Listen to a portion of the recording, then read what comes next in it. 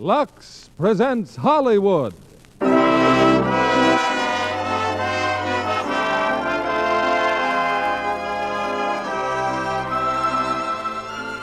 Lever Brothers Company, the makers of Lux Flakes, bring you the Lux Radio Theater, starring Charles Boyer and Madeleine Carroll in The Ghost and Mrs Muir. Ladies and gentlemen, your producer, Mr. William Keeley.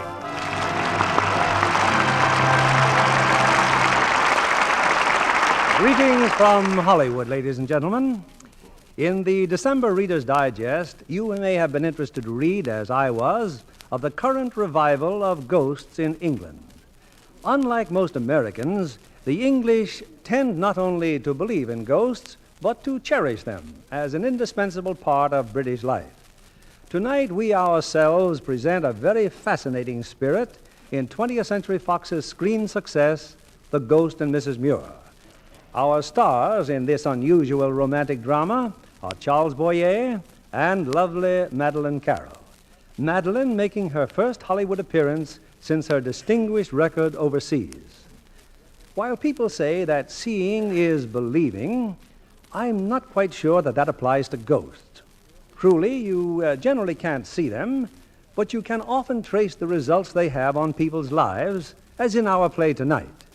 In the same way, you can't see the qualities in Lux Flakes, but you can certainly see the results, both in the way Lux keeps those precious fabrics looking lovely longer, and also the way it brightens the lives of busy housewives everywhere.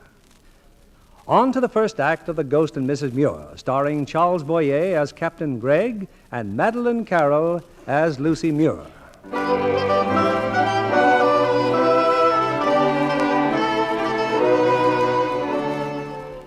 Some 50 years ago in London, a young and handsome widow, Lucy Muir, left the home of the mother and sister of her departed husband and boarded a train. With her went her small daughter, Anna, and a servant named Martha.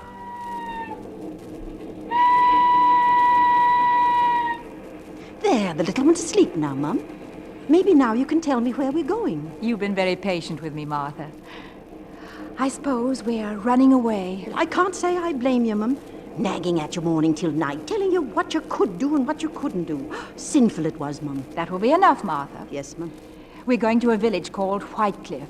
Whitecliff by the sea. You've taken a house there, Mum? I've been in touch with a leasing agent, a Mr. Coombs. He has several houses for rent. There must be one we can afford. At least we'll be by ourselves. Well, good for you, Mum. Good for you. We should be there soon. We'll stay at the inn till Mr. Coombs finds the house we want. Yes, Mum. Oh, Martha, I know I'm doing right. I know.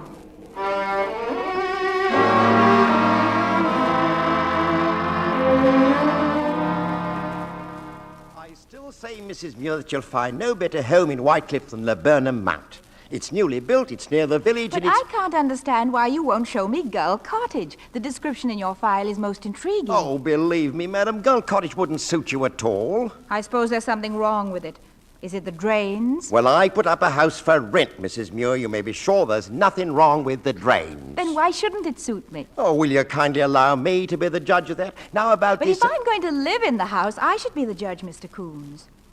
I'm sure there's another agency in Whitecliff. Perhaps they have Gull Cottage listed also. Very well, Mrs Muir. Come, I'll show you Gull Cottage.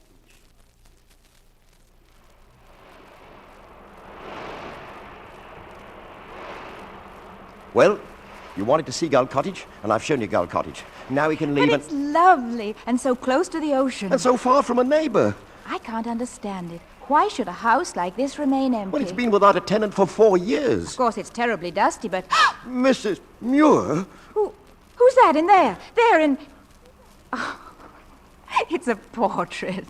A portrait on the wall. Oh, that. Yes, the former owner, Captain Gregg. The room's so dark, for a moment I thought it was someone real. Well, a sea captain. That explains the scheme of decoration, doesn't it? Which is all in frightful taste. Oh, it's a delightful room. Mrs Muir, I assure you this house will not suit you at all. Nevertheless, I shall go upstairs. But there are only 3 rooms upstairs. They're all bedrooms. The main bedroom, which is quite ugly, it's draughty, it's full of... Oh, well, see for yourself, then. Why, it's charming. And a balcony overlooking the sea. But what's this? A telescope. Captain Gregg, madam. He liked to watch the passing ships. As I shall too, Mr. Coombs. I suppose you have a reason for disliking this place so intensely, but I could become very fond of it. So, Mr. Coombs. Maybe now you know my reason.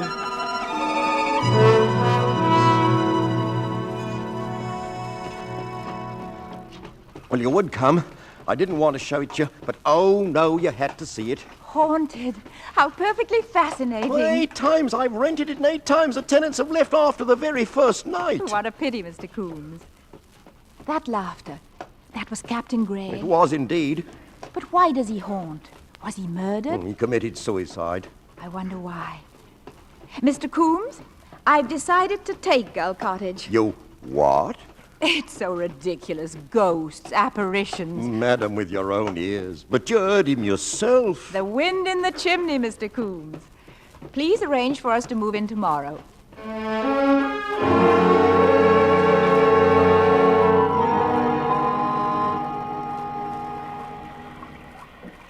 What time is it, Mama? Way past sleepy time, Anna, darling. No more stories tonight. Now off to sleep with you. I love it here, Mama. Our own house and our own ocean. Even the rain sounds different than the rain in London. That's because we're so close to the sea, darling. You're not afraid of the storm, are you? Why should I be afraid? Of course. We are snug and warm in our own little harbor. Good night, darling. All tucked in, is she, Mum? She'll be asleep in 2 minutes. Me too, Mum. Oh, your hot water bottle's downstairs, Mum, on the kitchen table. And the kettle's on the stove. Thank you, Martha. My, it's storming out there for fair, ain't it? I don't mind saying it's a bit scary-like. Martha. A strange house and all, and not a soul in a mile of us. Ooh. Oh, go to sleep, silly. I'll be up in a minute.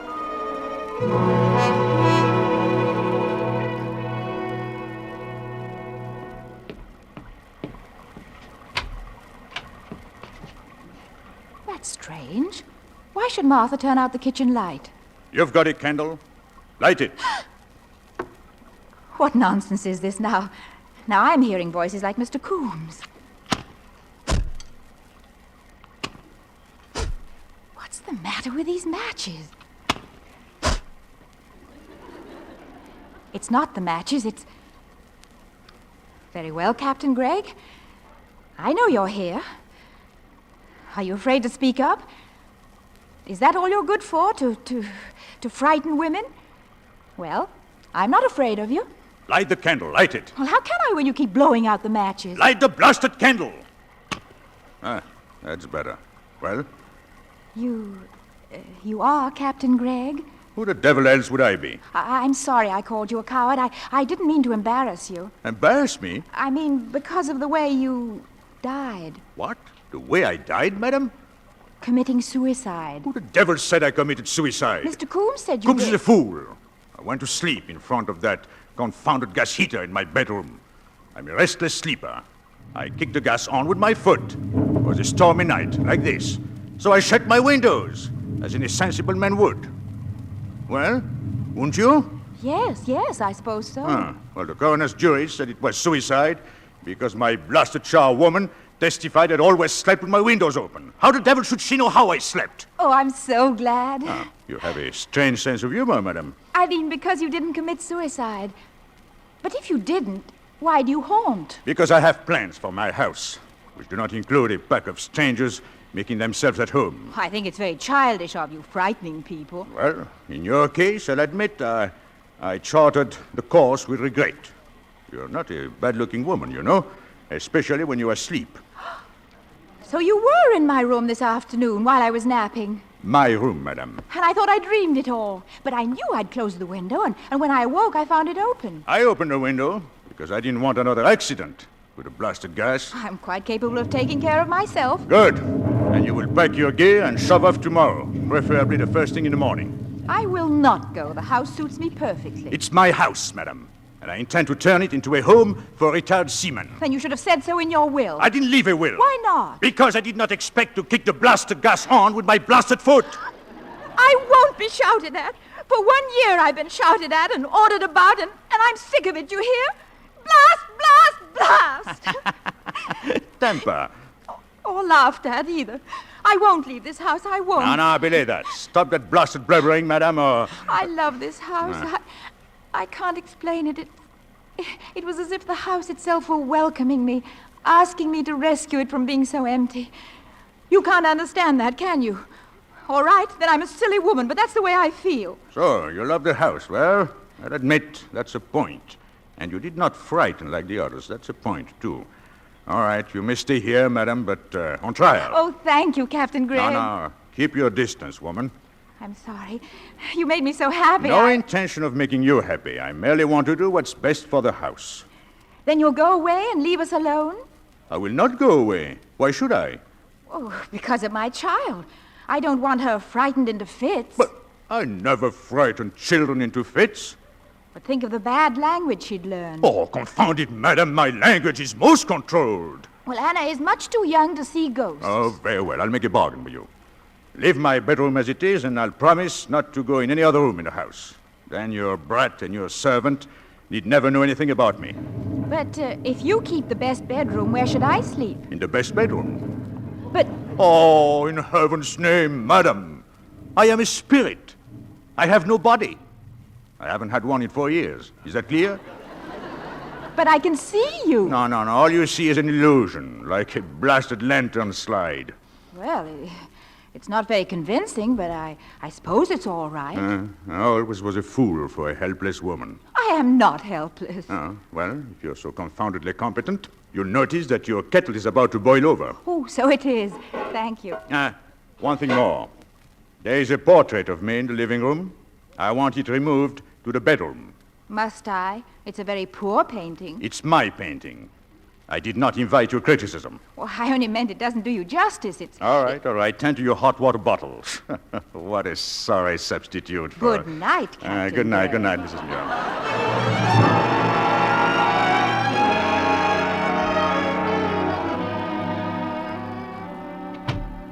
Good afternoon. Well, it's about time you came upstairs. Been waiting for hours. Why agree to see you only in this room? You'll talk to me like a gentleman, Captain Gregg, or I'll go straight downstairs. Who the devil said you could chop down my tree out there? I ordered it chopped down. But hang it on, madam. I planted that tree with my own 2 hands. Think how much prettier your garden will look with a rose bed. I detest roses. I hope the whole blasted bed dies of blight. Captain Gregg, if you insist on haunting me, you might at least be more agreeable about it. Why should I be agreeable? Well, as long as we're living together... if we're to be thrown together so much, life's too short to be forever barking at each other. Your life may be short, madam, but I have an unlimited time at my disposal. Then say something pleasant for a change. Well, that's a pretty dress you have on. Thank you. Much better than smothering yourself in all that black crepe. I happen to have been wearing mourning for my husband. Whom you didn't love. How dare you say that? Because it's true. You're jealous because no one put on any mourning for you. That shows how little you know about it. Some poor, misguided female, no doubt. 5 poor, misguided females, to be exact. I should think you'd be ashamed instead of boasting about it. Why? They misguided themselves. Never raised a finger to help. That's not what I've heard about sailors. Seaman, confound it. Sailor. Sailor is a landlubber's word. Now, why did you marry him? Edwin? I don't really know. He seemed so romantic. But it was different afterwards, Did he beat you? Oh, no. Poor Edwin never really did anything. He was an architect, but not a very good one, I'm afraid. He couldn't have designed a house like this. Who did design it? I did, of course. It reminds me of something. An old song or a poem. Magic casements opening on the foam of paler seas in fairylands forlorn. Strange to find a sea captain quoting Keats. Oh, life can go slow at sea. Plenty of time for reading in the off watches. How wonderful it must be, reading lyric poetry up in the crow's nest, with a sheet bellying in the wind. Sails, blasted old madam! A sheet is a line, a rope. Ropes can't belly? Well, I don't know anything about the sea except that it's romantic. That's what all landsmen think. Seamen know better. Then why do they go to sea? Because they haven't got enough sense to stay home. Like those two women at the front door. What two women? Look out the window. No. Huh? Who are they? My blasted in-laws. And Martha's sure to send them up here. Well, what do you want of me? Well, do something. Hide. Go away and decompose. Dematerialize, madam. Well, whatever it is, do it quickly. They're on the stairs. Oh, no fear. They can't hear or see me unless I choose that they should. Oh, then please don't choose. I'll get rid of them. Why don't you let me? You know, I've had considerable experience. No, you're not to do anything. Well, Lucy, talking to yourself? Oh, my poor Lucy. So pale, so fragile. Mother Muir, Eva, how nice of you to call. Martha said you were up here resting. Oh, how can you rest in such an ugly room? Lucy, poor child. And what a hideous portrait on the wall. With a face like yours, madam, you'd be wise to shut up. Oh, no. Why on earth don't you take it down? Because I like it, Eva. Liar. Well, of course, if you want a portrait of a strange man in your room, well, that's up to you. Oh, Lucy, we have such bad news. The gold shares, your entire income. What about the gold shares? They're worthless. The mine is closed down. No more dividends, Lucy. It was all in this morning's newspaper. Oh, so we've come to take you and Anna back home with us.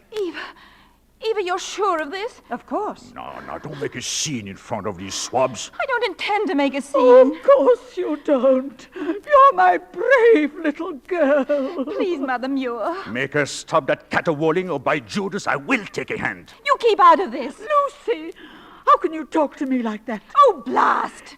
Eva, did you hear what she said? Yes, Mother, I heard. Now stop sniveling. But I didn't mean you. Then just whom did you mean? You're acting in a most peculiar fashion, Lucy. Obviously, this dreadful place has preyed on your mind. Bats in your belfry. Pipe down. What? I mean, I want to think. But why? With your income gone, you'll have to come home with us. Don't do it, Lucy. Do you want me to stay? Yes. Lucy, are you out of your mind? You really mean it? Of course I mean it. Lucy. I'm sorry, Mother. It's very kind of you, but I'm going to stay. I'll manage somehow. So please be good enough to shove off. Shove off? She's insane. I want nothing more to do with her. Well, you don't have to push me, Mother. I'm going. Eva, I'm not pushing you. Stop it, Mother, please. But I'm not touching you, Eva. Let go. Oh, stop it.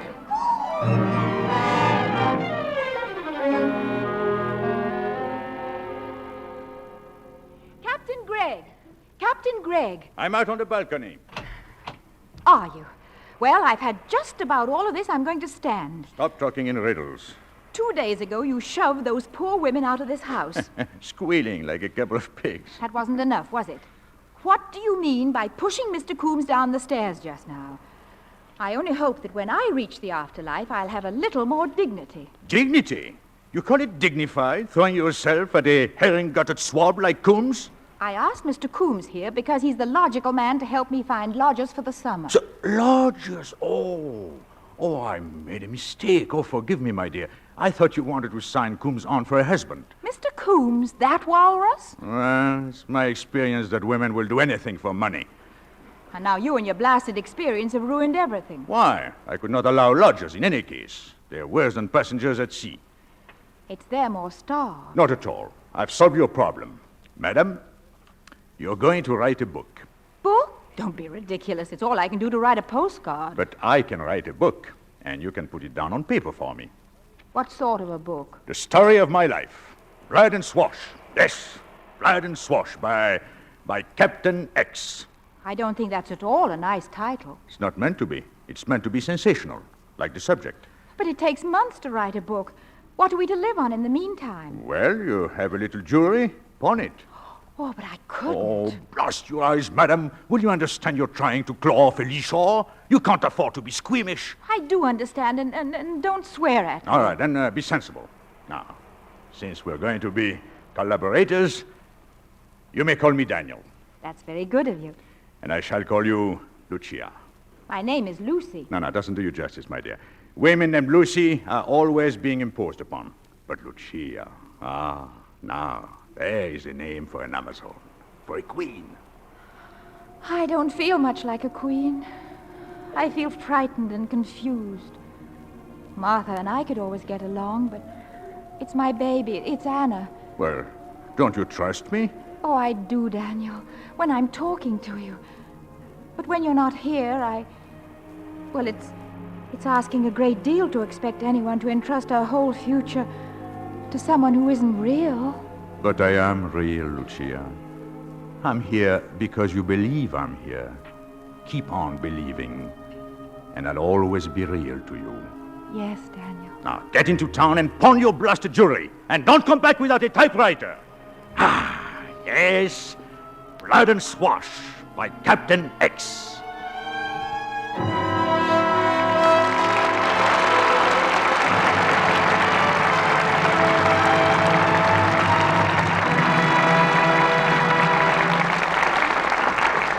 Act 2 of The Ghost and Mrs. Muir will continue in a moment. Libby, have you any romantic tidbits for our audience tonight? Well, it's not a big name story, Mr. Kennedy, but a very unusual, real wedding took place on the set of my Wild Irish Rose during the last week of shooting. Oh, who were the lucky people? 2 of the dancers in this fabulous new musical of Warner Brothers. And just imagine, Andrea King was the matron of honor. She looked almost like a bride herself in hand-embroidered white batiste. It was one of the costumes she wears in the picture.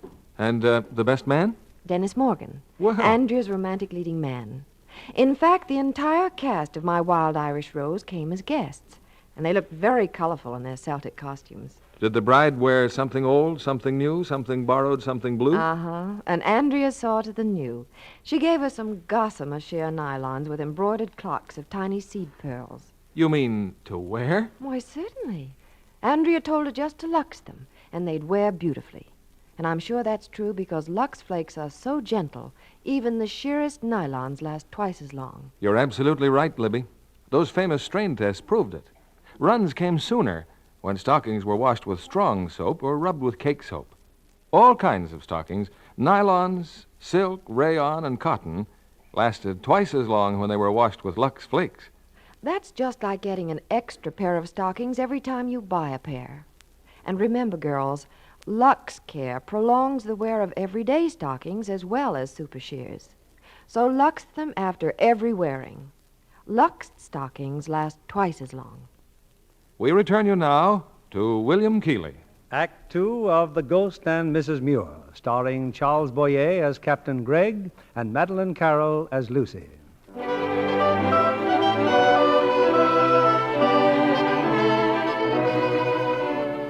Summer has come to Whitecliff by the sea, but there's no clamor of lodgers in Gull Cottage. Instead, week after week, the constant clatter of a typewriter as the ghost of Captain Daniel Gregg dictates the vivid story of his life to Lucy Muir.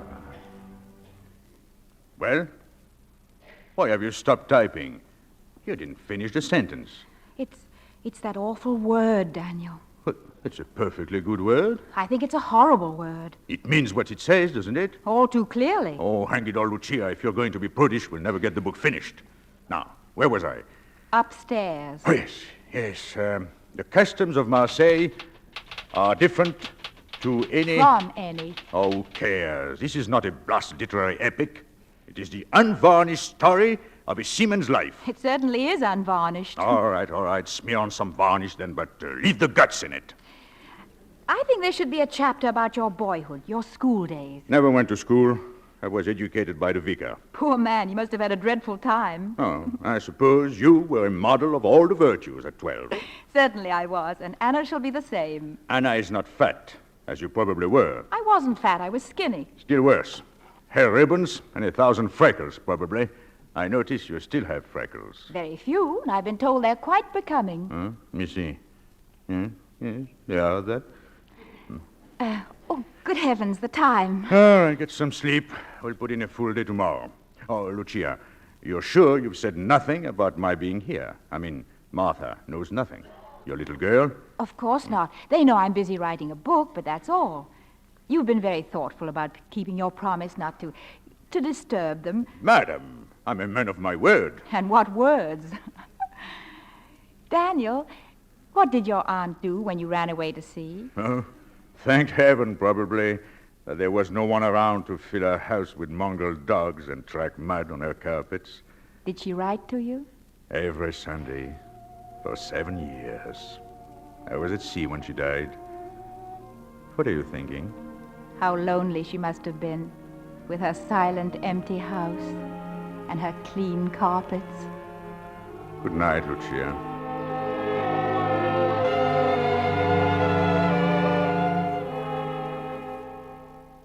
Oh, the devil with your dawdling, Lucia. But I'm so tired, Daniel. Oh, a sentence or two and the book is all finished. I can't see straight or think straight. You don't have to think. Just write this down. To all who follow the hard and honorable profession of the sea, to the after guard, to masters, mates, and engineers, to able-bodied and ordinary seamen, to stokers, carpenters, sailmakers, and sea cooks, I dedicate this volume. The end. The end. Well, tomorrow you take it to the publishers. Why did you write the book, Daniel? It wasn't merely to save the house for me. Partly that, and partly to help people understand those poor devils who go to sea for want of better sense. Well, now, about the publishers. You'll go to Tackett and Sproul in Great Smith Street. Yes, Daniel. Now, be sure you see Sproul. He once came in fourth in a yacht race, fancies himself a seafaring man. Daniel, Hmm? What's to become of us? You and me. Well, nothing's to become of me. Everything's happened that can happen. Have you forgotten I'm an illusion? Such an earthy illusion. When we were writing the book, I was happy. But now, when I try to think of the future, it's all dark and confused, like that fog out there tonight. Oh, you've been working too hard.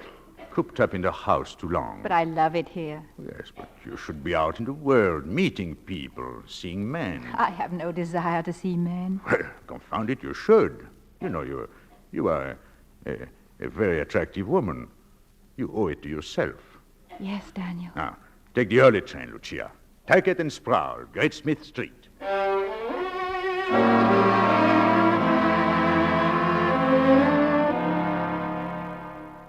It's impossible, madam. You can't see Mr. Sproul without an appointment. But I have a manuscript here, and I'm sure A cookbook, perhaps. Gardening. Another life of Byron. Oh, really, Mrs. Muir? Oh, well, I'll mail you a notice when Mr. Sproul can see you, probably next month. Thank you. Surely you're not leaving, Mrs. Muir? I have no appointment. Then you shall have mine. But Mr. Fairley... Oh, it's all right, Albert. Just tell old Sproul I wouldn't wait. Well, aren't you going to thank me? It's very good of you, but I'm afraid I can't accept. You're a very beautiful creature. I can do no less than insist that you take my appointment. Mr. Sproul will see Mr. Fairley, Albert. Well, Mrs. Muir, are you going in, or shall I carry you in? Really? I don't know how you got in here, young woman, but this much I do know. I will not allow you to take up my time, and I will not review your manuscript. Shut up and sit down, you blasted grampus. Oh, dear. Madam, are you a would-be author or a would-be ventriloquist? I don't know what you're talking about, Mr. Sproul. I distinctly heard... And such a nice-looking woman, too. Mr. Sproul, please. This book, it isn't what you think it is at all. It's the unvarnished record of a seaman's life. Seaman? What could you know about seamen? Oh, a great deal, believe me. Unvarnished, you say? Shamefully so. Oh, dear me. Well, perhaps I'll glance at it after all. Sit down, young woman. Sit down.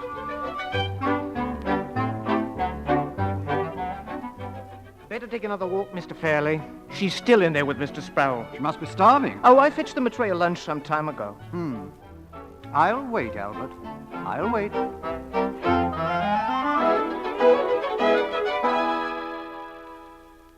Well, Mrs. Muir, this is quite a book. Thank you. You're not going to pretend that you wrote it. No. No, it's a man's book. And what a man.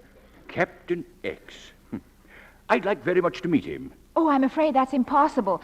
He's away. Oh, a voyage, of course. Yes, a very long voyage. Oh, bless my soul, what a story. We shall publish it, of course, Mrs. Muir. You just leave everything to me, and be happy that you know such a man. There aren't many like him these days. You appreciate that? I think I do, Mr. Sproul, and thank you very much.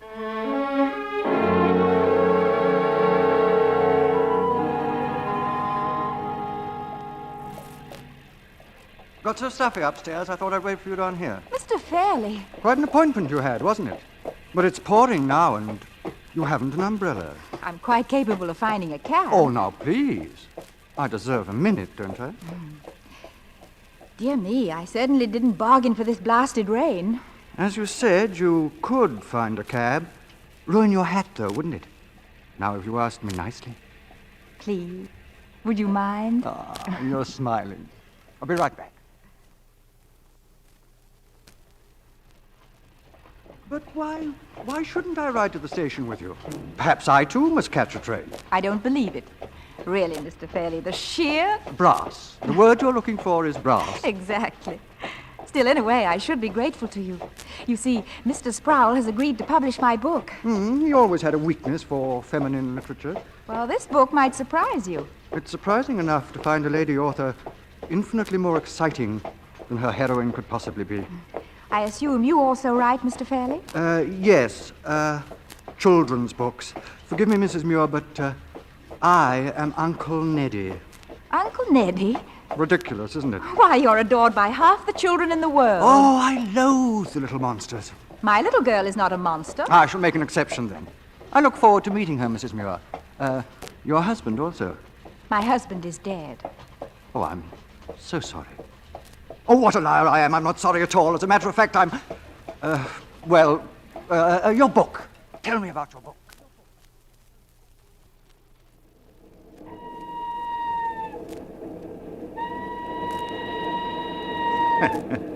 Uncle Neddy. By Godfrey, what a load of bilge. Daniel, so you've been eavesdropping. I thought he said he had to catch a train, too. I rather think he only wanted to ride to the station with me. The way he was smirking at you, like a cat at a fishmonger's. I found him rather charming. Rather charming. Now you're starting to talk like him. Well, how in blue blazes do you want me to talk? Has better. I think you're being extremely childish. You should have pushed him out of the cab. In another minute, I would have. Daniel, why, I believe you're jealous. Well, of course I'm not jealous. Jealousy is a disease of the flesh. I haven't had any flesh for years. I've never known you to be more disagreeable. And today, of all days... Yes, Prowls bought the book. Yes, and now I can buy the house just as we planned. I'm not so sure I want you to have the house after all.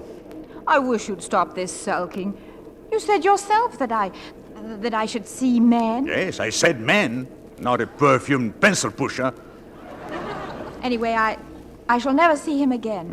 That's what you think. Where are you going? I'm disappearing. Always hated trains anyway. I'll see you later, madam.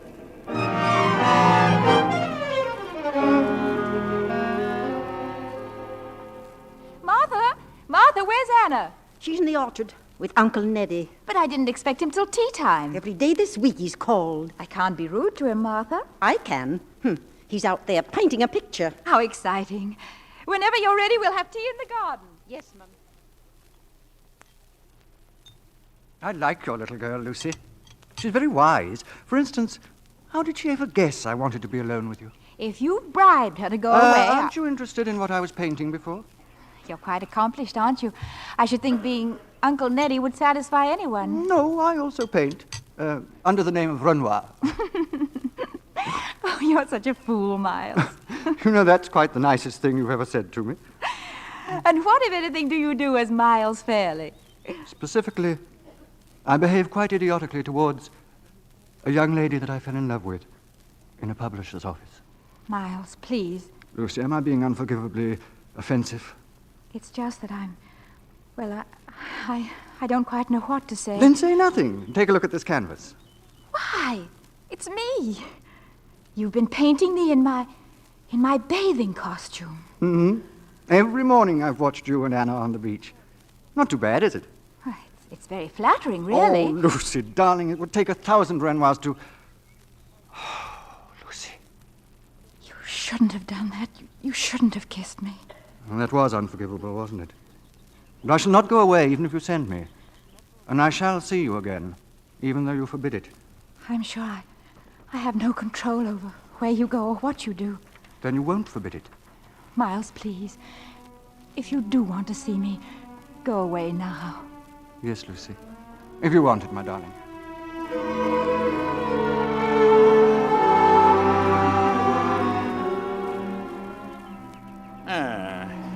No wonder you wanted to plant a rose garden here. Daniel. Perfect setting to be kissed in. You've been spying on me again. No, merely happened to be haunting the vicinity. Why did you let him? I didn't. He took me unawares. Now, when a woman is kissed, it's because she wishes to be kissed.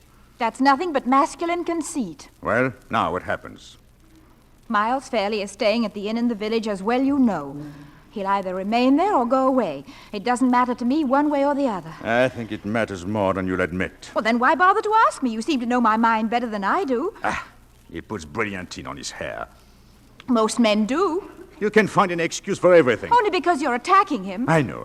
It's a natural human reaction. Oh, I wish you wouldn't be so superior just because you're not alive. And he is. Yes, very much so. It's no crime to be alive. No, my dear. No. Only sometimes it's a great inconvenience. The living can be hurt.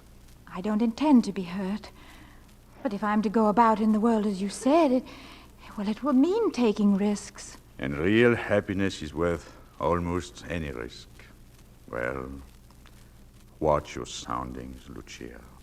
I will, Daniel. I only wish you... all alone in the garden, Mum? Oh, have some tea, Martha. But that's odd now. I swear I heard you talking. Is Uncle Nettie still about? No, he's gone. Mum, it's none of my business. But what's he up to? I rather think he's going to ask me to marry him. And you'd be willing to? I might. Why shouldn't I? Because he ain't good enough for you, that's why not.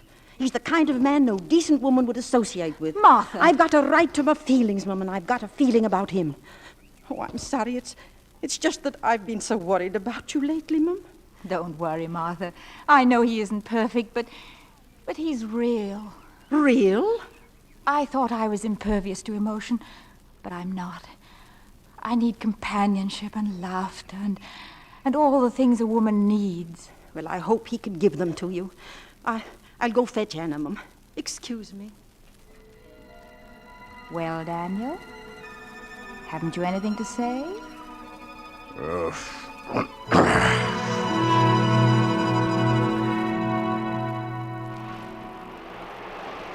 The sea in the moonlight, Lucy, and a warm summer night.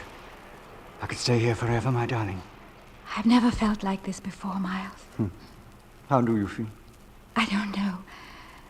Like looking down from high up, all dizzy and unsure. You won't fall. I'll hold you. It isn't right. It can't be to feel like this. It is right, because you're happy. I should go back to the house. It's Anna's bedtime. Oh, just this one night. Can't you pretend you've forgotten? Miles, what's wrong, darling? I'm jealous of a little girl.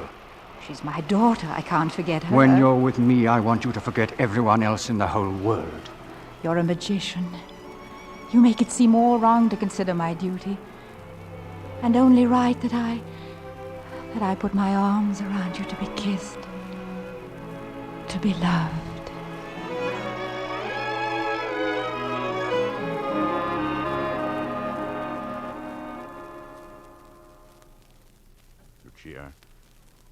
Lucia, can you hear me? Asleep, huh? I thought you were one woman with sense, but you're like all the rest of them. Lucia, wake up.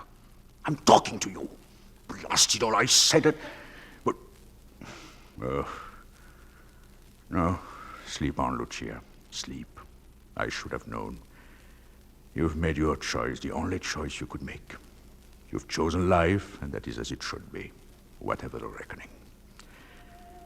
That's why I must go away. I can't help you now.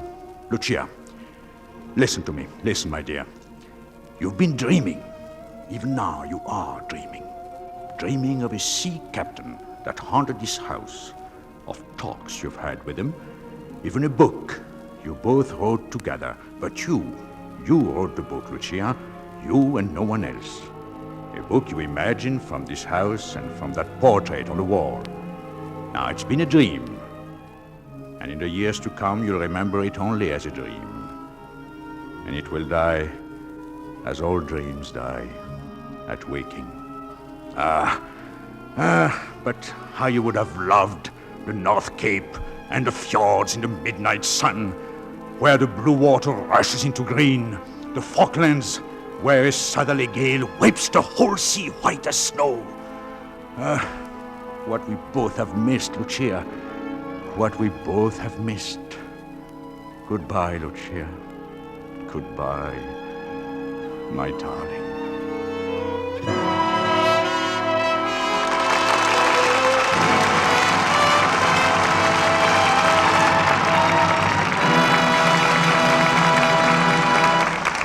Pause now for station identification. This is CBS, the Columbia Broadcasting System.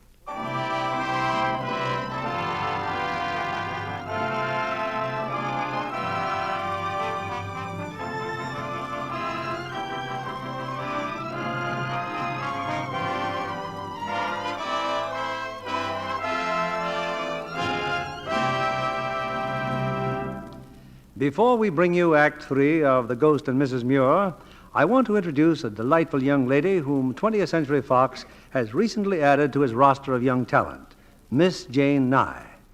In fact, Jane is so photogenic that a portrait of her won her a screen test. Have you met any of the top-ranking stars yet, Jane? Yes, Joan Crawford. I met her the first day she started work on Daisy Canyon. Oh, that's a picture Joan was keen to play in from the moment she read the book. And she was wonderful in the love scenes with Dana Andrews. Yeah, Joan knows how to get dramatic value out of a scene, too. Like the later scenes in Daisy Canyon, when she's married to Henry Fonda. And she always looks so lovely. I was on the set one day when her stand-in was posing in some lovely lingerie similar to Joan's costumes. Less delicate versions, I'm sure. Yes, but even these were lovely. I could hardly believe it when the stand-in told me they had already been luxed a number of times, and that Joan's even lovelier things get luxed, too. John Kennedy ought to be interested in that. I am, Jane, but it's not surprising. Leading Hollywood studios specify gentle Lux care for everything washable because it's so safe. Well, I've been a Lux fan for years myself. As a matter of fact, Jane, Luxed underthings stay lovely 3 times as long. A scientific laboratory took a number of identical slips and nighties and washed them 2 ways. One set with a strong soap, the others the Lux way. It wasn't long before those washed with strong soap looked faded and drab, but the Luxed ones stayed lovely 3 times as long. Well, that's a big help to any girl's budget. Right. And that means you can have 3 times as many pretty undies without spending any more. Because instead of just replacing worn-out, faded ones, you can buy extra undies and have 3 times as many. Thank you, Jane Nye, for being here tonight. Back now to our producer, William Keeley. Act 3 of The Ghost and Mrs. Muir, with Charles Boyer as Captain Gregg and Madeleine Carroll as Lucy.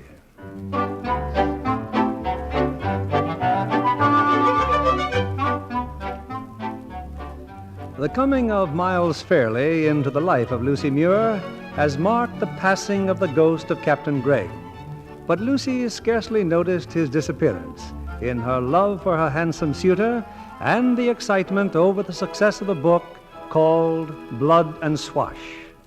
Imagine it, Martha. A check for £200 from Mr. Sproul. Another £200 for that awful book? La, Mum, such language. And Mr. Sproul wants me to go to London immediately. Some more papers to sign. Then off to town you go, Mum. Don't you worry about Anne and me. But I can't possibly go to London. Mr. Fairley's coming. We're having a picnic. You mean he is? I heard you, Martha. Please remember that I'm going to marry him. Yes, Mum. By the way, I've been thinking... we might put that portrait of Captain Gregg up in the attic. Don't you like it anymore? Oh, it was so silly of me to hang it here in my bedroom. I don't know what possessed me. Yes, Mum. Oh, I most forgot. Here, boy brought this note for you from the village. Oh? From the bank, is it, Mum? No, it's from Mr. Fairley. Oh, how dreadful. He's been called up to London for a few days. But it's not dreadful at all. I'll go to London, too. I'll see Mr. Sproul as he wishes, and I'll see Miles. I'll surprise him, Martha. Quickly now, fetch Anna. I must say goodbye to her.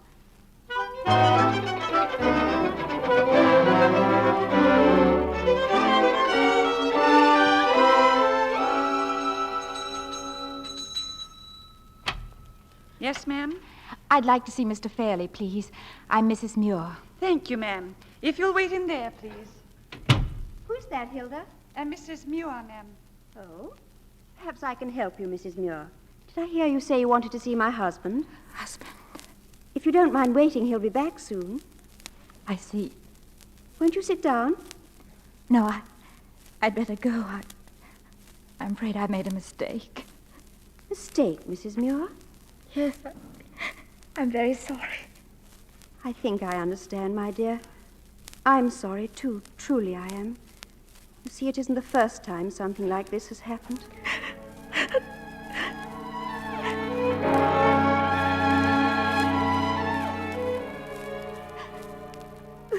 Come now, Mum, you've all but cried your eyes out. You're home now where you belong. Oh, Martha, what a fool. What a fool. There. He ain't worth it. Blast his eyes, he ain't worth it.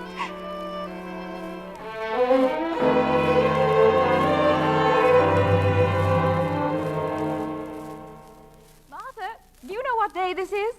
Wash day. Yes, but it was exactly a year ago that we came here. Do you remember that afternoon? I went upstairs and I lay down before tea. You're hitting for a cup of tea, Mum. No, Martha. I'm thinking of the dream I had that afternoon a year ago. Such a strange dream. Oh, well. Anna will be coming home from school soon, Mum. Will you be taking her for a walk along the beach? Of course, I wouldn't miss it for the world. My little girl, Martha. She's all my life now. And most of mine, too. Soon there'll be no more walks. All too soon. She's growing up. School, then a university, young men, marriage. Oh, Martha, it will be on us before we know it. Before we know it.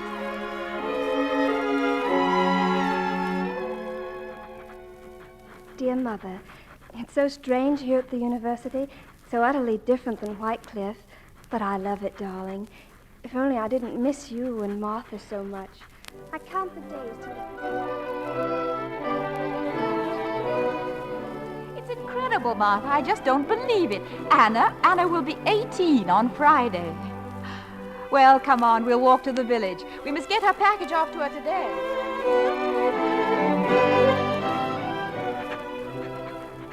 And I'll be home on Saturday, Mother. And don't worry, I haven't been thrown out of the university. Just a wonderful opportunity to motor down to see you. And maybe, darling, maybe to surprise you, too. You see, there's a young man I met.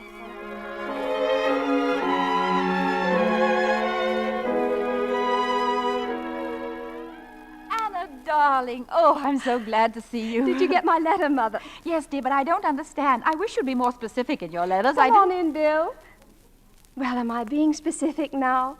Don't be shy, Bill. Here she is. My mother. How do you do? How do you do? His real name is Sir Evelyn Anthony Scathe, and we're thinking of getting engaged. Anna! Believe me, Mrs. Muir, I haven't even asked her yet. We've come for your blessing, Mother, and we haven't had tea. Anna, you quite take my breath away. Bill, darling, just make yourself at home in there. We'll sing out when we want you. We'll be in the kitchen. 2 more for tea, Martha. Anna. Oh, just look at her, Mum. She's home. She's really home. And you'll find a strange man in the living room. I gather his name is Sir Evelyn Scathe, and Anna wants to marry him. I met him at a dance, Mother. He's a sub-lieutenant in the Navy. You know my weakness for sailormen. Oh, I've never been so happy in all my life. Then I'm happy too, darling. And I won't waste time now with questions. Now, I can't make tea with such distractions going on. Out in the garden now if you want to talk, both of you. Mother, I've discussed it all with Bill. Of course, we won't get married till I'm out of the university. But you ought to come and live with us when we do, you and Martha. No, darling, no. Oh, but you must. You've been alone so much of your life. You're sweet, Anna, and I'm proud of you. But I love this house. I've been very happy here. And I shall live here until I die. With Captain Gregg? What did you say? With the ghost of Captain Gregg? Anna, what are you talking about? Oh, I knew the captain very well when I was a little girl. First year we lived here. We used to have the most wonderful talks. You didn't? Oh, it was all a game I'd made up, of course, sort of a dream game. It was very real while it lasted. And then he stopped coming suddenly. I suppose I was growing too old and sophisticated for him. Oh, but I grieved and grieved. I even... Mother, darling, you look as if you'd seen a... Don't tell me you see him, too. No, Anna. No, not for years. Well, then you did. Mother, you don't suppose he really haunted us? No, darling. Things like that can't happen. It was only a dream. The same dream for both of us? Perhaps I set you off by telling you about my dreams. Little girls are very impressionable. Oh, I don't remember your telling me. Oh, tell me now. I'd love to hear about them. But I can't remember them very well.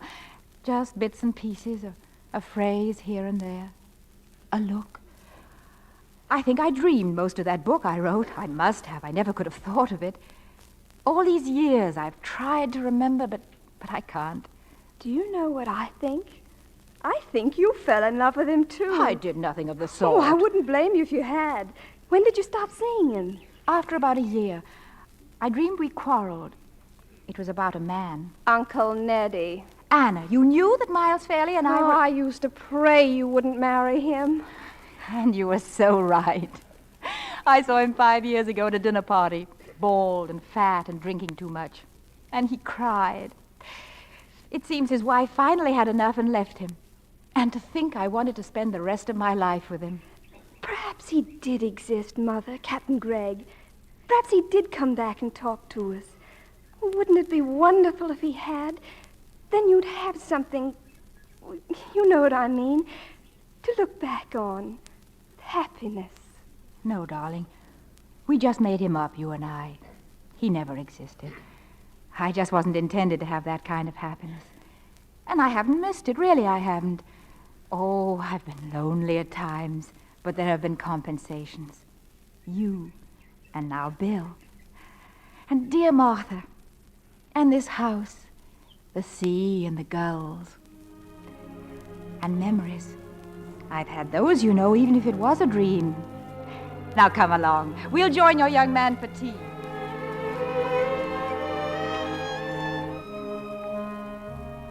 If she thinks it was a dream, I cannot blame her.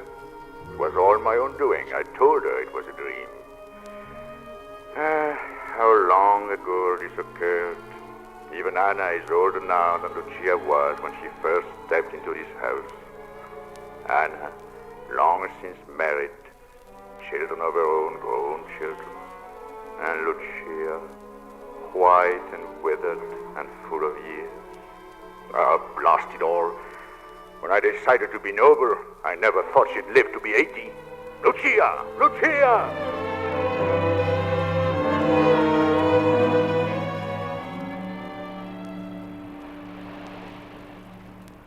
Come in here, Mum. What are you doing out on that balcony? Don't you know what the night air does to you? I'm coming, Martha. I'm coming. What were you doing out there? I don't know. What difference does it make? I hope you remember what the doctor told you. That I'm an old woman. Well, so is he. There was a letter this afternoon from Anna. Little Lucy's engaged. Little Lucy? To the captain of a transatlantic airplane. Anna's very happy about it. Says it must run in the family. Airplanes? I suppose she means captains. Here, you drink your hot milk. I'm too tired. And I have a funny pain in my arm. No wonder standing out there in that fog. Sit down now and drink it while it's hot. I don't want any hot milk. Now, don't get into a state. I am not in a state. I just want to be left alone. Bossing me around all the time. Well, I'll leave it on the table. Take it or not, I don't care. Bossing me.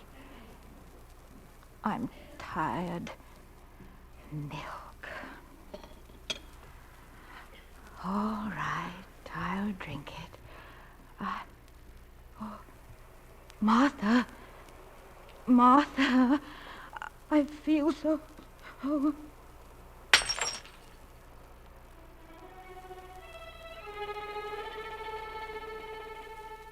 Lucia.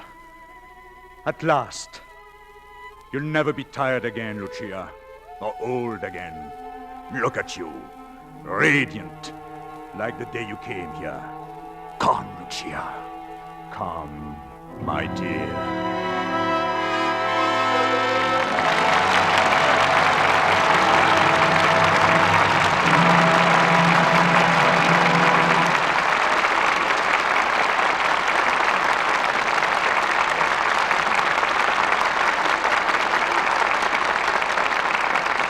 Our stars will return for their curtain calls in a moment. Say, Libby, I have a riddle for you. I'm listening. When are a cook's hands like a rose garden? I can see you're dying to tell me. When they're in flower. But when a housewife's hands are the color of a red, red rose, she doesn't like it a bit. It means she has a bad case of dishpan hands. But she can do something about that. Just change from strong soaps to Lux Flakes for dishwashing. Changing to Lux takes away that red look, makes hands soft and smooth again. Smooth as white rose petals, the way her hands used to be. And the way husbands still prefer them. Lux Flakes almost make dishwashing a pleasure. The suds feel so soothing and rich. And they certainly get the dishes clean fast. Lux is a real time saver. It rinses so perfectly you don't need to dry the dishes. Just rinse them with hot water and let them drain. They dry without streaking. And don't forget, Lux is as easy on the pocketbook as it is on hands. Tests show Lux suds are so much richer, you can wash up to twice as many dishes with Lux as you can with the same weight of 10 other leading dishwashing soaps. Lux is thrifty. Back now Here's to the Mr. Keeley at the stars who microphone. brought the Ghost and Mrs. Muir so vividly and happily to life. Charles Boyer and Madeleine Carroll.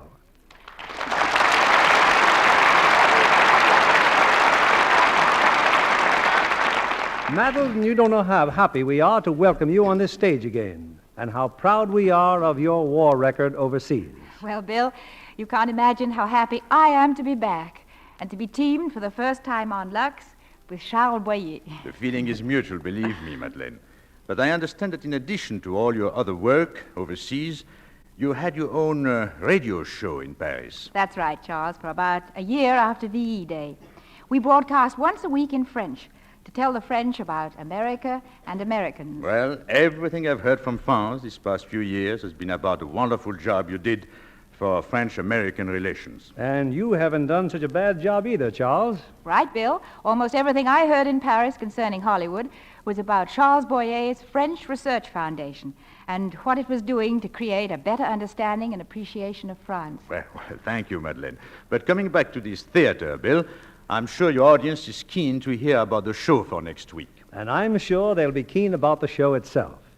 It's Universal International's quite recent screen hit, Ride the Pink Horse, with its 3 fine stars, Robert Montgomery, Wanda Hendricks, and Thomas Gomez. That's the picture that Bob himself directed, isn't it, Bill? Yes, and it's a truly thrilling screenplay drama, a story of mystery and adventure that should keep our audience guessing breathlessly what's coming next, and usually, I'll wager, guessing wrong. Sounds like a real hit, Bill. We'll be listening in my house. Bonsoir. Good night. Bonsoir et merci bien.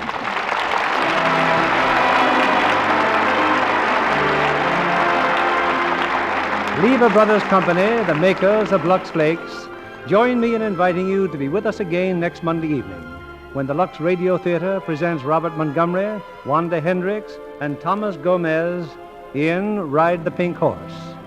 This is William Keeley saying good night to you from Hollywood.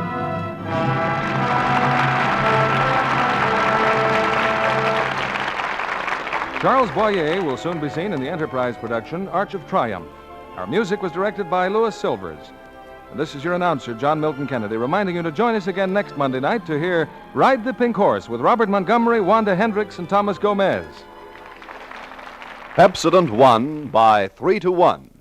Yes, by an overwhelming average of 3-1, families throughout America who compared toothpastes they were using at home preferred new Pepsodent with Irium over any other brand they tried.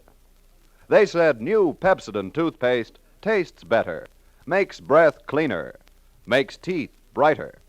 Yes, with families who made comparison tests, Pepsodent won by 3-1. Be sure to listen next Monday night to the Lux Radio Theater presentation of Ride the Pink Horse with Robert Montgomery, Wanda Hendricks, and Thomas Gomez. Stay tuned for My Friend Irma, which follows immediately over most of these stations. This is CBS, the Columbia Broadcasting System.